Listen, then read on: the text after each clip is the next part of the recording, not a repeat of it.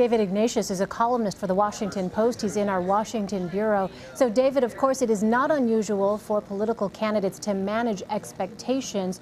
Do you think that's what's taking place here, or is it something else? Well, Elaine, I find the arguments that the election is rigged worrying because they could have the effect for Donald Trump voters of delegitimizing the whole process.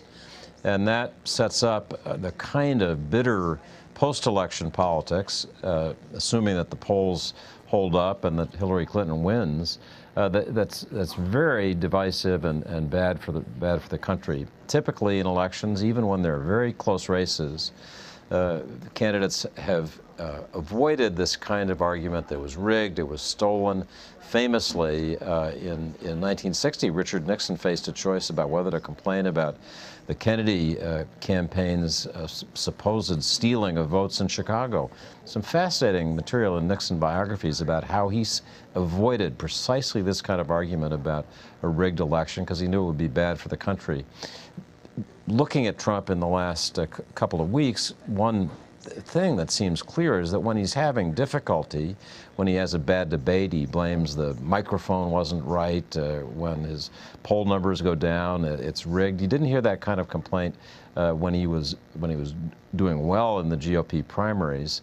But we have a month to go. We have another debate. Hopefully, I hope this is not naive, this campaign will find a better balance and be a little less full of innuendo, unsubstantiated charges like the rigging charge, and more about the issues the country cares about.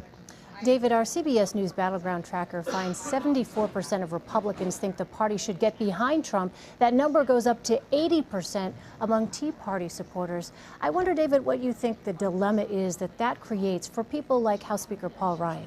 I think Paul Ryan is in a painful and, for somebody who follows politics, fascinating situation. He has to think about two things. He has to think, obviously, about Donald Trump, the GOP presidential nominee, and how he'll do. But he also has to think about helping Republicans keep control of the House of Representatives. This is his caucus. He is their speaker. He was put in as speaker after a terribly divisive period under John Boehner. And I think Paul Ryan feels deeply about the importance of holding the caucus together, maintaining that Republican majority. And what he's hearing from Republicans is these Trump comments, the allegations that he has engaged in improper activities with women, just the comments that we've heard him make about women.